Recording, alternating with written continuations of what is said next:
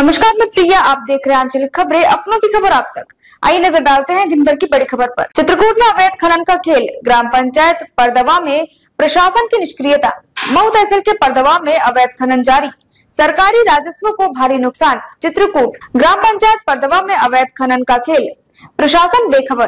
खनन माफियाओं की धमकी से परेशान भूमि स्वामी, प्रशासन नहीं ले रहा सख्त एक्शन। चित्रकूट जिले के मऊ तहसील अंतर्गत ग्राम पंचायत परदवा में अवैध खनन का गोरख धंधा खुलेआम चल रहा है, लेकिन प्रशासन मौन साधे बैठा है। हर दिन लाखों रुपए की रेत और सिलेडा सैंड की चोरी हो रही है, जिससे सरकारी राजस्व को भारी नुकसान पहुंच रहा है। मामला यहीं तक सीमित नहीं है, बल्कि जिन लोगों की जमीन पर यह अवैध खनन हो रहा है वे खुद को असहाय महसूस कर रहे हैं। पहले भी हो चुकी है FIR, लेकिन अवैध खनन जारी। क्वालिटी मिनरल्स कॉर्पोरेशन के मालिक सुभाष चंद्र ने बताया कि पिछले वर्ष अक्टूबर-नवंबर में भी इन्हीं खनन माफियाओं के खिलाफ मऊ थाने में FIR दर्ज कराई गई थी, लेकिन इसके बावजूद प्रशासनिक कार्रवाई शून्य रही। इसके परिणाम स्वरूप वही लोग अब फिर से अवैध खनन कर रहे हैं और सिलिडा सैंड की चोरी को अंजाम दे रहे हैं। सुभाष चंद्र का कहना है कि अवैध खननकर्ताओं का दुस्साहस इतना बढ़ गया है कि वे न केवल उनकी जमीन से जबरन खनन कर रहे हैं, बल्कि धमकियां देकर उन्हें चुप रहने के लिए मजबूर कर रहे हैं। ये लोग खुलेआम कहते हैं कि जो करना है कर लो, हम अपना काम नहीं रोकेंगे। सैकड़ों मजदूर हर दिन जुटे, प्रशासन बेखबर। सूत्रों के अनुसार इस अवैध खनन में 100 से 150 मजदूर हर दिन लगे हुए हैं। इस खनन से निकलने वाले सिलिडा सैंड की कालाबाजारी बड़े स्तर पर हो रही है, जिससे खनन माफियाओं को मोटा मुनाफा हो रहा है, लेकिन शासन को करोड़ों रुपए का नुकसान झेलना पड़ रहा है। परदवा ग्राम पंचायत, जो मऊ तहसील से 25 किलोमीटर दूर स्थित है, अवैध खनन के लिए एक सुरक्षित अड्डा बन चुकी है। यहाँ से बड़े पैमाने पर खनिज संपदा को लूटकर विभिन्न राज्यों में बेचा जा रहा है। भूमि स्वामी ने अधिकारियों से लगाई गुहार, लेकिन सुनवाई नहीं। इस अवैध खनन से प्रभावित ब्रजेंद्र चावला, जिन्होंने यहाँ 16 बीघा जमीन खरीदी थी, का कहना है कि उनके पास इस भूमि का पूरा स्वामित्व है, लेकिन खनन माफिया उनकी जमीन पर कब्जा जमाए बैठे हैं। उनका आरोप है कि प्रशासन की मिलीभगत के चलते खनन माफिया खुलेआम ही अवैध कारोबार चला रहे हैं। ब्रजेंद्र चावला ने इस पूरे मामले की शिकायत जिला प्रशासन को दी है, लेकिन अब तक कोई ठोस कदम नहीं उठाया गया। उनका कहना है कि यदि प्रशासन उचित कार्रवाई नहीं करता तो उन्हें अपनी जमीन से हाथ धोना पड़ सकता है। खनन माफियाओं का नेटवर्क और प्रशासनिक चुप्पी। इस अवैध खनन में दीपक पटेल, शंकर धनुषधर और कुछ अन्य लोग मुख्य रूप से शामिल बताए जा रहे हैं, जो खुद को सिलिडा सैंड सप्लायर बताते हैं। इनके साथ 5 से 6 अन्य सहयोगी भी है, जो खनन से लेकर सप्लाई तक पूरी व्यवस्था संभालते हैं।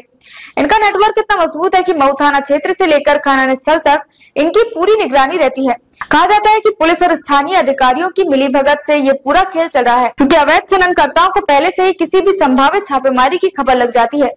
चित्रकूट और प्रयागराज की सीमा पर अवैध खनन का खेल।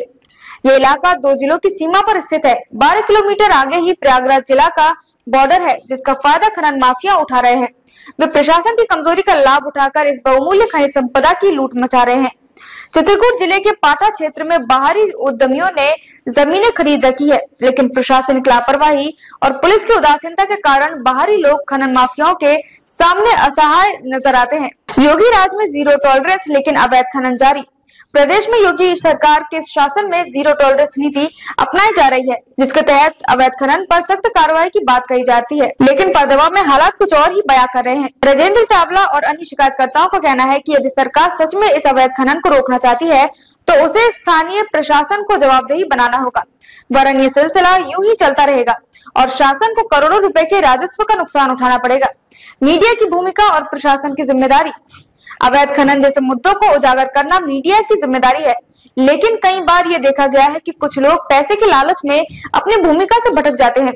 ब्रजेंद्र चावला का कहना है कि असली मीडिया वही है जो सच को सामने लाए और शासन प्रशासन को कार्रवाई के लिए मजबूर करे। इस पूरे मामले में प्रशासन की निष्क्रियता गंभीर सवाल खड़े करती है कि सरकारी तंत्र को तब जागना पड़ेगा जब हालात पूरी तरह बेकाबू हो जाएंगे, या फिर स्थानीय अधिकारी खुद इस अवैध धंधे में हिस्सेदार बने बैठे हैं। क्या शासन देगा इस मामले पर ध्यान? देखना ये होगा कि क्या योगी सरकार और प्रशासन इस बड़े खनन घोटाले पर कोई ठोस कदम उठाएगी, या फिर ये मामला भी उन फाइलों में दफन हो जाएगा जो कभी खुलती ही नहीं। राजस्व की लूट और अवैध खनन से सरकारी तंत्र की पोल खुल रही है। यदि समय रहते कार्रवाई नहीं की गई तो ये क्षेत्र पूरी तरह खनन माफियाओं के कब्जे में चला जाएगा और भूस्वामियों को अपनी जमीन से हाथ धोना पड़ेगा। क्या प्रशासन इस मुद्दे पर कोई सख्त निर्णय लेगा, या फिर खनन माफिया यूं ही खुलेआम इस लूट को अंजाम देते रहेंगे?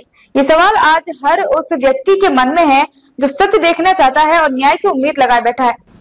चित्रकूट उत्तर प्रदेश से प्रमोद मिश्रा की रिपोर्ट। देखते रहिए आपका अपना चैनल आंचलिक खबरें, अपनों की खबर आप तक।